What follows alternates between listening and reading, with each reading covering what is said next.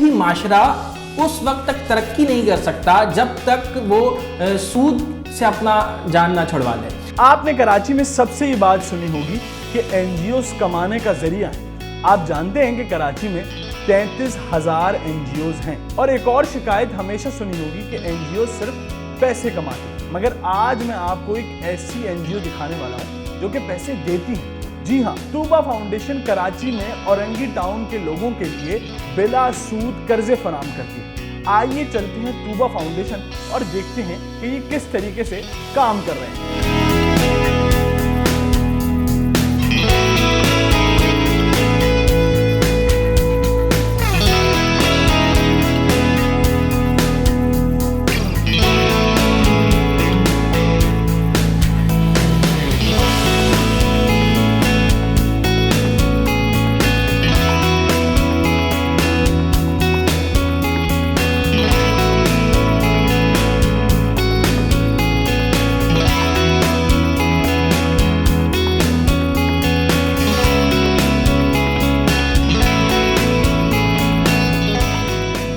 बताइएगा कि किस तरीके से लोगों को कर्जा फराहम किया जाता है और बिला सूद कर्जा फराहम किया जाता है। तौर पे कोई भी शख्स हमारे पास आता है लोन लेने के लिए, तो सबसे पहले जो हमारा रिसीविंग डिपार्टमेंट है वो उनके तमाम डॉक्यूमेंट्स रिसीव करता है। फिर उसके बाद इंक्वायरी ऑफिसर के पास वो चीज़ जाती है। इंक्वायरी ऑफिसर उस चीज़ को उसकी इंक्वायरी करता है और इंक्वायरी करने के बाद फिर वो जनरल सेक्रेटरी, मैं यहाँ इस इदारे का जनरल सेक्रेटरी हूँ, फिर वो हमारे पास आती है। फिर हम कमेटी के सामने उस चीज़ को रखते हैं कि जनाब हमारे इंक्वायरी ऑफिसर ने इस महीने 50 फॉर्म जो है इंक्वायरी की है उसकी, अब वो उसको देख के उसमें सैचुरेशन करते हैं, अप्रूव करते हैं और फिर उसके बाद वो आगे जाकर जो है वो उनका लोन अप्रूवल होता है और फिर उनको लोन मिल जाता है। 2 शख्सी ज़मानती की बुनियाद पर हम उनको लोन देते हैं। वोकेशनल ट्रेनिंग प्रोग्राम किस तरीके से चला रहे हैं और किस तरीके से औरंगी टाउन की खवातीन को खुद मुख्तार बनाया जा रहा है और सिलाई कढ़ाई से वो कितने पैसे कमा लेती हैं। जिसमें हमारा वोकेशनल ट्रेनिंग आप देख सकते हैं कि उसमें अब तक 250 से ज़ायद बच्चियां जो हैं वो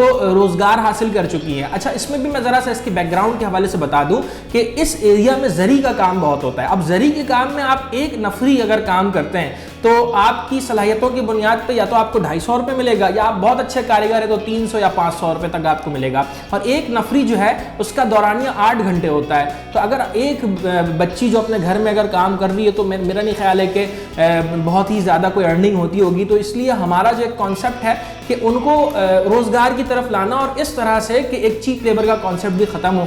तो हमारे पास अल्हम्दुलिल्लाह ऐसी बहुत सारी बच्चियाँ हैं जिन्होंने यहाँ से स्पेशल कटिंग कोर्सेज भी किए, एडवांस कोर्सेज भी किए मुख्तलिफ तरह के, और अब अल्हम्दुलिल्लाह वो अपने घरों पर अपना रोज़गार सेट कर चुकी हैं। तो एक सवाल हमेशा उठता है कि ये बताएं कि किन किन मसलक और मज़ाहिब के लोग यहाँ आ सकते हैं और किन किन लोगों की आप मदद करते हैं या कोई रिस्ट्रिक्शंस हैं आपके यहाँ। लेने वाले लोग हिंदू भी हैं, हमारे यहाँ से लोन लेने वाले लोग हमारे मसीही बरादरी भी हैं, और इसके अलावा तमाम सेक्टर्स और तमाम ज़ुबान से ताल्लुक़ रखने वाले लोग जो हैं वो हमसे लोन लेते हैं। इसमें हम कोई डिस्क्रिमिनेशन नहीं करते, ना जेंडर डिस्क्रिमिनेशन। हमारे पास ख्वाजा सिरा भी हमसे लोन लेते हैं और उसके बाद वो प्रॉपर एक हमारे पास केस आया ख्वाजा सिरा का, वो कहीं बेचारा जो है मुश्किल में फंसा हुआ था, तो उसने कहा कि मुझे 30,000 रुपये लोन चाहिए, मेरी ये मुश्किल आसान हो जाएगी। उसने लोन लिया और उसने वापस किया और फिर दोबारा से उसने लोन लिया और फिर अल्हम्दुलिल्लाह अभी उसकी जो है वो रिकवरी अल्हम्दुलिल्लाह बहुत अच्छे तरीके से चल रही है। औरंगी में मेडिकल की फराहमी और फिर औरंगी में ये तमाम चीज़ें फराहम करना, ये क्या आइडिया था और अब तक क्या क्या सर्विसेज आप यहाँ प्रोवाइड कर रहे हैं? यहाँ पे क्लिनिक करने का औरंगी टाउन में मकसद ही ये था कि मेजॉरिटी ऑफ औरंगी टाउन में फ्लैट्स बैठते हैं, ठीक है, और यहाँ पे लेवल ऑफ मेडिकल केयर बिल्कुल बहुत ख़राब था, ठीक है। और आपको पता है कि यहाँ पे जो लोग रहते हैं उनकी अफोर्डेबिलिटी बिल्कुल भी नहीं होती, तो वो मेडिकेशन अफोर्ड नहीं कर पाते।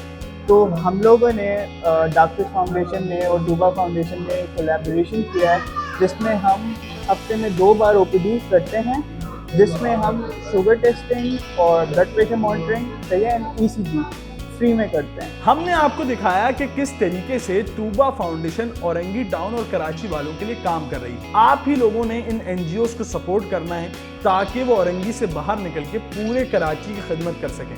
मैं आपका मेज़बान सैयद अवैद रज़ा इजाज़त चाहता हूँ। अस्सलाम वालेकुम वरहमतुल्लाह।